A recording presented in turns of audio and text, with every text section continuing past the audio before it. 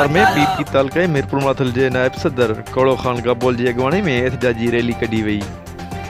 Rally में वक़ार अहमद गबोल, मंज़ूर अहमद गबोल, फरमान अली गबोल, अब्दुल हफ़ीज़ ऐं ॿिनि PPCT बावड़े जे सदर अब्दुल ख़ालिक सुमरो मथां बिना जवाज़ FIR दाख़िल करण, तशद्दुद करण ख़िलाफ़ SHO बाड़ो खे हटाइण जो मुतालबो कयो वियो।